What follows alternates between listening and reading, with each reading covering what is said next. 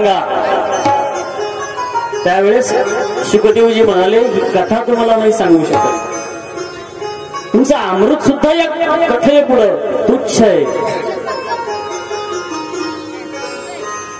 अशी श्रीकृष्ण कथा आहे जी ब्रह्मादिकांना दुर्लभ आहे. ब्रह्मादिकांना दुर्लभ आहे. अहो जे दुर्लभ ब्रह्मादिका, अहो जे दुर्लभ ब्रह्मादिका, कथा श्री कृष्णाची ऐका, कथा श्री कृष्णाची ऐका, कथा श्री कृष्णाची ऐका. अहो जे दुर्लभ ब्रह्मादिका, अहो जे दुर्लभ ब्रह्मादिका, कथा श्री कृष्णाची ऐका, कथा श्री कृष्णाची ऐका, कथा श्री कृष्णाची ऐका. ब्रह्मादिकांना दुर्लभ आहे. ब्रह्मादिकांना दुर्लभ आहे. सर्व देवी देवता आल्या होत्या शुकदेवजी, आम्हाला ती कथा सांगा. परंतु नाही सांगण्यात आली. परंतु या भूतलावरचा जन्माला आलेला राजा परीक्षित भाग्यवान ठरला. त्याला ती कथा ऐकायला मिळाली. आज ती कथा मी तुमच्या समोर मांडणार. अनेक प्रकारच्या कथा जगामध्ये सांगण्यात आलेल्या आहेत. कुणी राजा राणीची कथा सांगितली, कुणी बाप लेकाची कथा सांगितली, कुणी माता पित्यांची कथा सांगितली, कुणी प्राण्यांच्या कथा सांगितल्या. परंतु दुर्लभ कथा आहे ती कृष्ण कथा. बाकीच्या कथा तुम्हाला भरपूर भेटतील. दगड उचलला की एक प्रेम कथा तुम्हाला भेटेल. दगड उचलला की एखाद्या भांडणाची कथा तुम्हाला मिळेल. परंतु दुर्लभ असणारी ती कृष्ण कथा आहे. मानवा पंडित म्हणतात की असंख्यात कवी बेकार, असंख्य कवी या जगामध्ये. कुणी प्रेमावरती काव्य लिहिणार आहे, जगाला मोहात पाडतो. कुणी प्रपंचावर काव्य लिहिणार आहे. असंख्यात कवी बेकार, जे वाणिता की निरंतर. परी नित्य नूतन श्रीमद भागवती कथा. परंतु रोज नवीन आनंद देणारी एकमेव कथा ती म्हणजे श्रीमद भागवत कथा. भगवत अयम भागवता, ज्यामध्ये भगवत भक्तांची चरित्र आहे ती कथा म्हणजे भागवत कथा. भगवतामेशा भागवतम. अनेक प्रकारच्या व्याख्या भागवत शब्दाच्या केल्या आणि म्हणून ती कथा दुर्लभ आहे.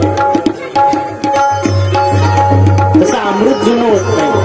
जैसे का अमृत नव्हे जुने, जैसे साडे पन्नारे सोने. मानवा पंडित सांगतात अमृत कधी जुनं होत नाही. तैसे नित्य नूतन देखीजे श्रीमद भागवती कथा.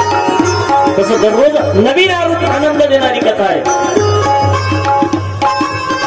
म्हणून ही कथा आपल्या व्यथा हरण करणारी, आपल्या सुखाच्या कल्पना बनलेल्या आहेत मनामध्ये. खोट्या कल्पना, त्या खोट्या कल्पना आपल्याला दाखवून देते कथा. तू खोट्या सुखामध्ये रममान आहे.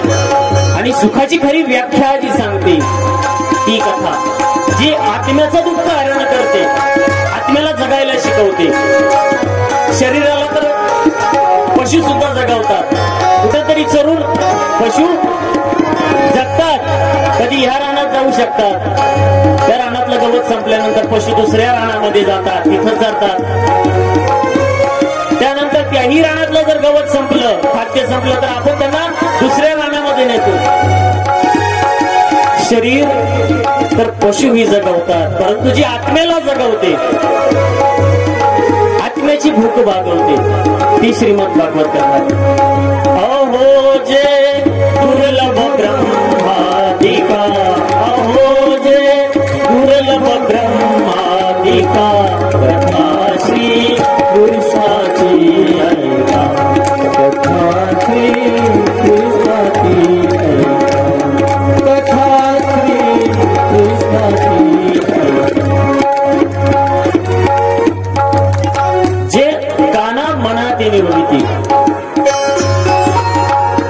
तुम्ही जेवण केल्यानंतर एक तृप्तीचा ढेकर येतो माणसाला, पोट भरलं आपण मोठ्यानं ढेकर देतो,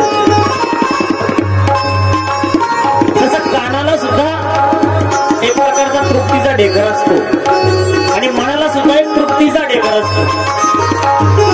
जे काना मनाती निवडती ती कानाला तृप्त करते, नव्हे तर मनालाही तृप्त करते, आणि जे जीवाते चोखाळीते त्या जीवात्म्याला शुद्ध करते, पवित्र करते. ती श्रीमद भागवत कथा आहे, ती कृष्ण कथा आहे. कर्षती ना कर्षती किती कृष्ण जो खेचून घेतो, सर्व पाप खेचून घेतो, सर्व दोष खेचून घेतो,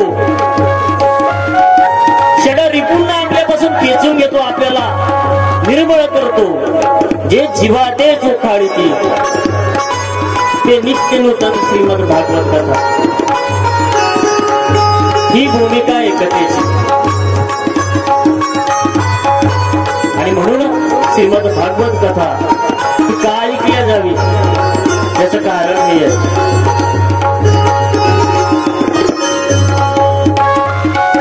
आपल्याला प्रत्येक गोष्टीला कारण पाहिजे. बाबा हे का करायचं, बाबा ते का करायचं. 5 वर्ष झाले आपण एकच कथा ऐकतोय, त्याचं कारण आहे. सोनं कधी जुनं होत नाही, अमृत कधी जुनं होत नाही, सूर्य कधी जुना वाटत नाही, रोज नित्य नूतन आहे. तशी भगवंताची कथा नित्य नूतन आहे. तैसे नित्य नूतन देखी जे गीता तत्व. संत म्हणतात की ग्रंथ नव्हे हा श्रीकृष्ण, गीते वेधी मनपूर्ण. हा ग्रंथ नाहीये, हा साक्षात कृष्ण आहे. कृष्णस्तु भगवान स्वयं, साक्षात कृष्ण. आणि म्हणून त्यांनी आमच्या व्यथा हरण होणार आहे. आपल्या जीवनातल्या व्यथा कोणकोणत्या आहेत, आत्ताच्या व्यथा काय काय,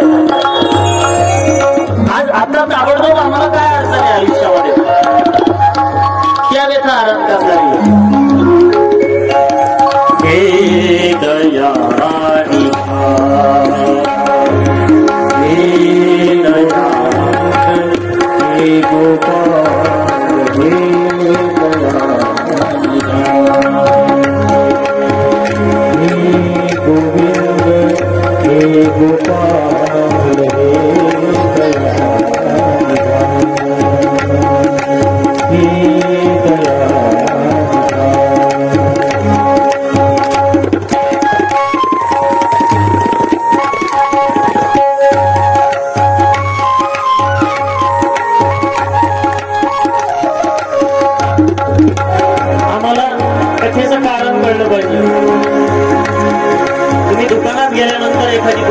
एखादा औषध विकत घेता आणि विचारता ही गोळी कशावर चालेल.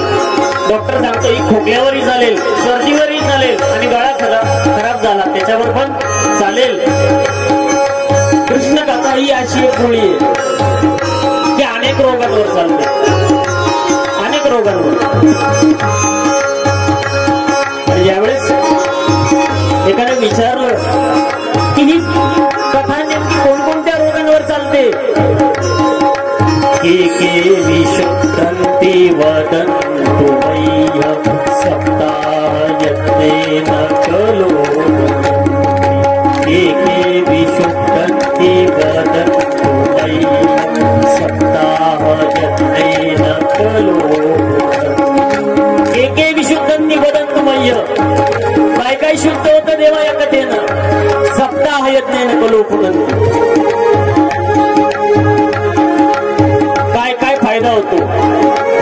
वयस्कर माणसं असतात, मुलाला सांगतात बाळा अशी गोळी आण, गुडघाही थांबला पाहिजे, पाठही थांबली पाहिजे आणि डोकं पण थांबलं पाहिजे.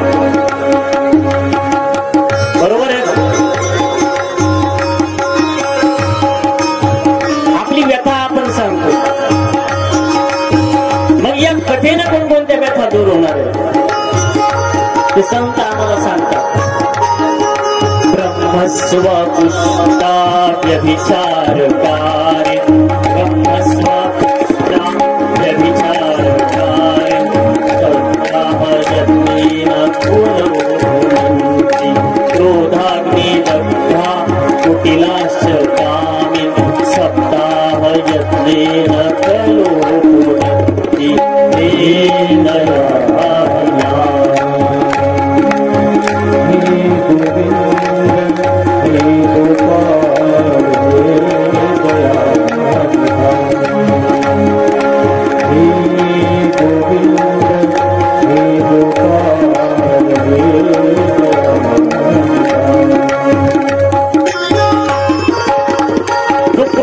दग्ध झालेला आहे, त्याच्या डोळ्यामध्ये क्रोध आहे, चालण्यामध्ये क्रोध आहे, बोलण्यामध्ये क्रोध आहे, वागण्यामध्ये सुद्धा क्रोध आहे.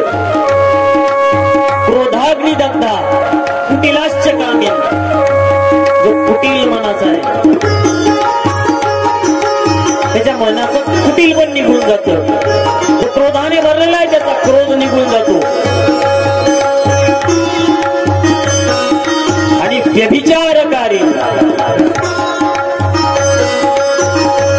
जो व्यभिचारी माणूस आहे त्याला एकनिष्ठ बनवते कथा.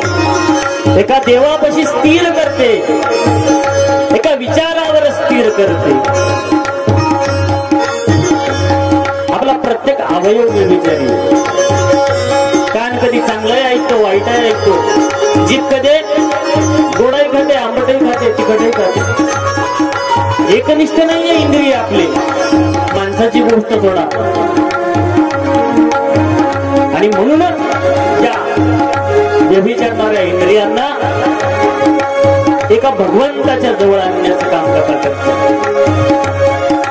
ब्रह्मस्वपुष्टा व्यभिचारकारी सप्ताह जत्नेन कलोपुरति दयानिधान. हे गोविंद हे गोपाल हे दयानिधान. हे दयानिधान हे दयानिधान. या सर्व फायद्यानंतर कथा ऐकायला पाहिजे.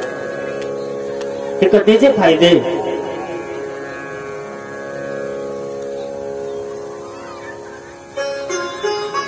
श्रीमद कृष्ण कथा